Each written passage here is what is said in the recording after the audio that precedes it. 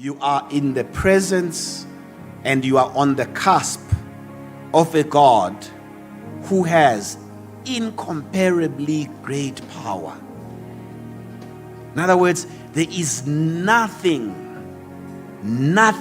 that compares to how powerful and how greatly powerful your God is. What gives me pride this weekend as we conclude is that amidst all conditions, we were able to honor and serve a God whose power can never be compared to anything. Whose power cannot be compared to anything. And what gives me pride today is that you are leaving and we have reminded you how powerful and great your God is. And as you continue with your life and with your tasks and activities and everything that makes up your life, remember that the God that you serve, you are not serving a temporary God or a temporal God. You are not serving a God of just this time. You are not serving a God that might disappear someday. You are not serving a God that might cease to exist and cease to rule someday. You are not serving a temporal God. You are serving a permanent God who has permanent power over all things. And his power cannot be compared to anything, which means some days we will gain through his power, and some days we will lose certain things, and his power is still with us. So his power is not measured by what we have and don't have. And as you are young today, God is on your side. But someday when you lose your strength, God will still be on your side. As you are young today, you have many friends. And someday in the future, you will have no friends. But God will still be on your side. That is the God that we serve. That is the God that we serve.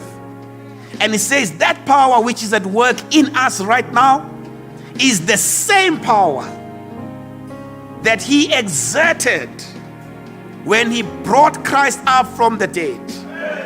In other words, when we think about the miracle of resurrection, which is what ultimately we believe in, and we think about the uniqueness,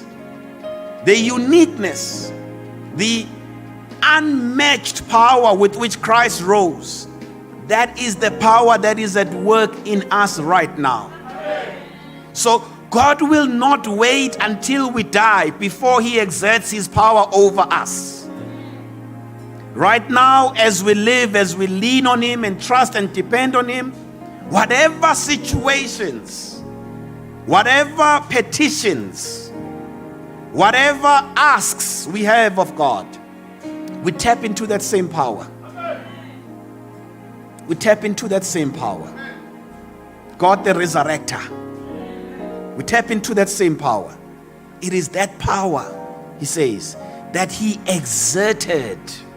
Hallelujah. Hallelujah.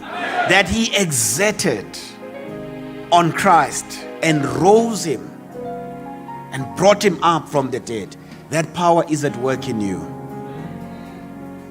If you only understand that intellectually, you will not get it and you will not feel it. But if you receive that in your heart and see that through the eyes of your heart and allow it to fill up your heart every single day as you walk,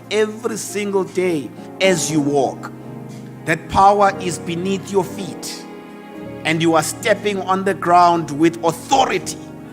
You are stepping on the ground with authority and dominion and power and confidence and an assurance and a belief in the promise that you have that my God is working it out for me.